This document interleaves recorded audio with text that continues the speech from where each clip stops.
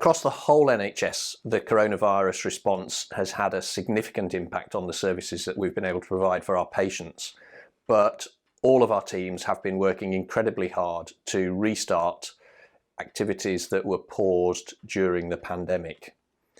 We've managed to keep cancer and urgent procedures going throughout the pandemic, and so the majority of clinically urgent patients have been treated in the usual order with usual waiting list times. And we've been running as many outpatient appointments as possible, some via telephone or video links, to keep those consultations going and to minimise the need for patients to come on site to be treated. Now our focus is on patients waiting for planned surgery, and we will ensure that they're treated in order of clinical need and urgency.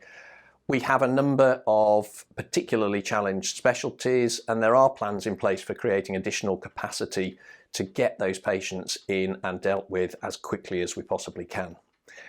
We are very aware of the impact that longer wait times have on our patients, and we're really sorry for the inconvenience and for the distress that we know that will cause to people and to their relatives.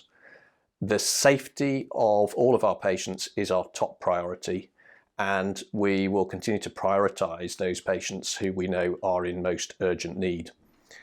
One other thing to say is that we have very rigorous infection control policies and procedures across the trust to keep anybody who comes in for treatment of any description as safe as possible, not just from coronavirus, but also from any other infection.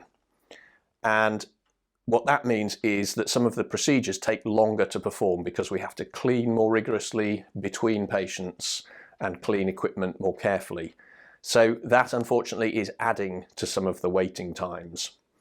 But we would really like to thank all of our patients and their relatives for their forbearance as we get these services back up and running. We are doing everything that we can. We are exploring every option to get people in as quickly as possible, to get them treated and to get them safely home.